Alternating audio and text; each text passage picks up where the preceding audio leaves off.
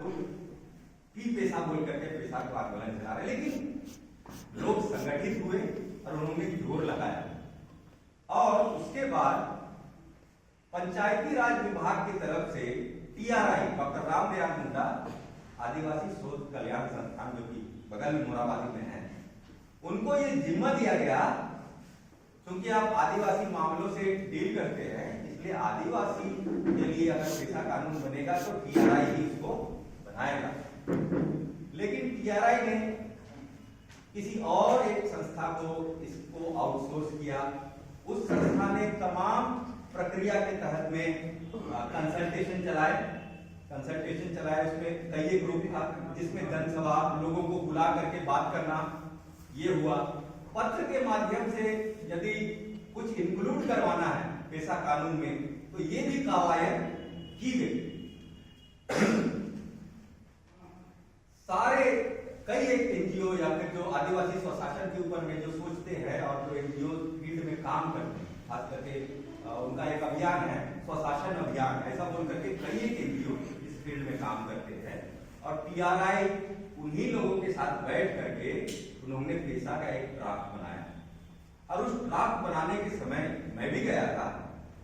क्योंकि मैं इनवाइटेड नहीं था लेकिन फिर भी गया था। और उसमें ज्यादातर लोग पारंपरिक अगुआ लोग नहीं थे ड्राफ्ट करते समय, बल्कि NGO के ऐसे लोग थे जो कि सिस्टम को थोड़ा समझते थे, इधर उधर से कॉम्प्रोमाइज किया करते थे। ये सारी बातें हुई, फिर भी जोर जबरदस्ती से हमारे जो भी प्रतिनिधि वहां थे, आदिवासी NGO के मालिक लोग जो भी थे वहां पर, उन्होंने कम से कम पेशा में 2-3 महत्वपूर्ण चीजें जो कि प्रावधान के तहत है, जैसे वनोपज पे संपूर्ण अधिकार। हमारा जल जंगल जमीन फॉरेस्ट राइट्स एक्ट जो कहता है, उस हिसाब से पेशा कानून में बिहार पीढ़ी पत्ता वितरण प्रणाली नहीं चलेगी। ये ऑब्जेक्शन किया गया और सुझाव दिया गया कि पेशा को हूबहू उतारा जाए। दूसरा मुद्दा, यदि धोखे से, लालच से, धमकाकर आदिवासियों का जमीन को अधिग्रहण किया गया है, तो ग्राम सभा, पारंपरिक ग्राम सभा को यह ताकत होगी कि वो जमीन को वापस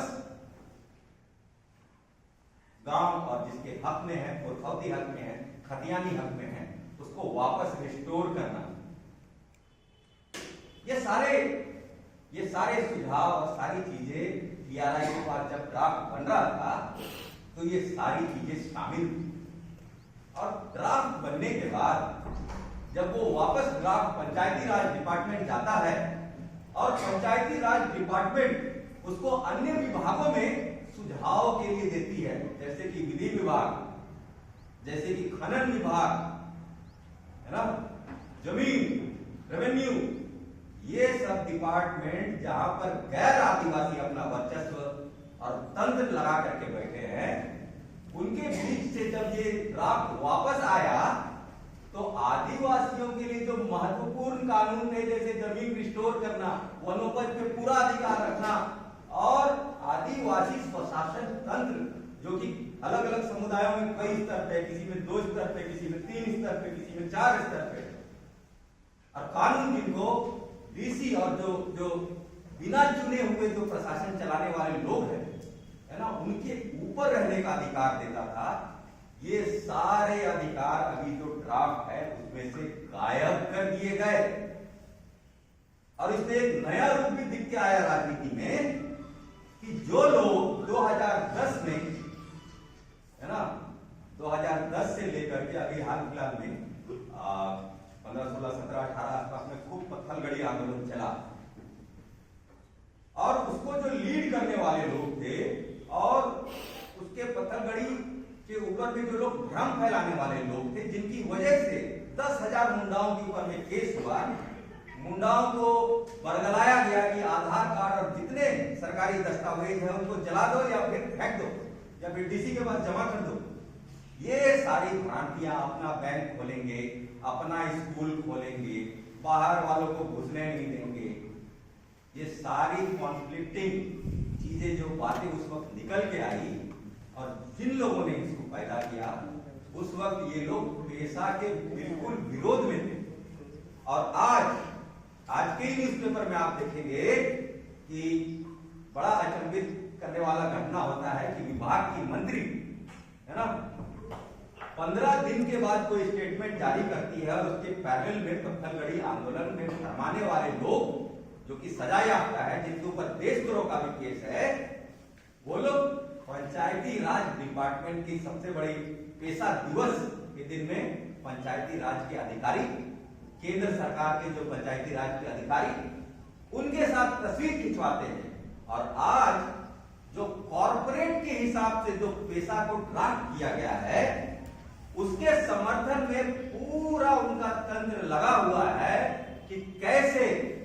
ये कॉरपोरेट के लिए जो पेशा बना हुआ है उसको कैसे सरकार द्वारा लागू करवा दिया जाए, ये भ्रम फैलाया जाए कि इस प्रारूप को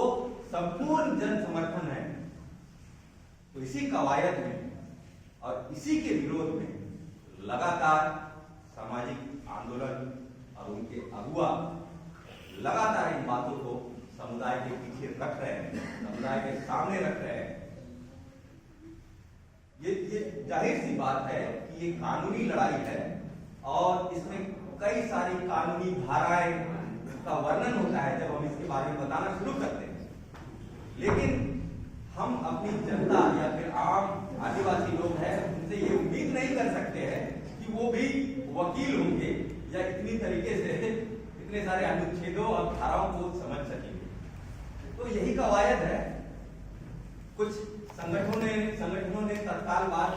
3 जनवरी को फिर एक मीटिंग की, जिससे ये भ्रांतियां दूर होगी कि पेशा क्या है,